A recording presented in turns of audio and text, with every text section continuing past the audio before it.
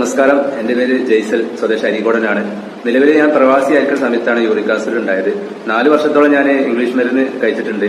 അങ്ങനെ സൗദിയിൽ പണിയെടുക്കുന്ന സമയത്താണ് എനിക്ക് യൂറിക് ആസിഡ് തുടങ്ങിയത്. അവിടെ ഒരു ഹോട്ടൽ മേഖലയിൽ പണിയെടുത്തിരുന്നത്. അങ്ങനെ പണിയെടുക്കാൻ പറ്റാതെ അവിടെ ഷർഫിയ ജിദ്ദ, അവിടെ മലയാളി ഡോക്ടേഴ്സിന്റെ അടുത്ത് തന്നെ ഞാൻ 4 വർഷത്തോളം ഇംഗ്ലീഷ് മരുന്ന് കഴിച്ചിട്ടുണ്ട്.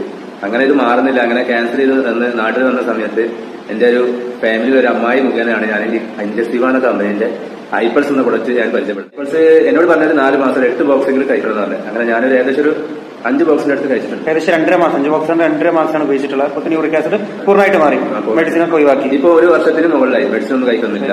ഇപ്പൊ ഞാൻ ഒരുപാട് സുഹൃത്തുക്കൾക്കും ബന്ധുക്കൾക്കൊക്കെ ഞാനത് സജസ്റ്റ് ചെയ്തിട്ടുണ്ട്. പിന്നെ എനിക്ക് പറയാനുള്ളത് വെച്ചാൽ യൂറിക് ആസിഡ് നിസാര കേസല്ല.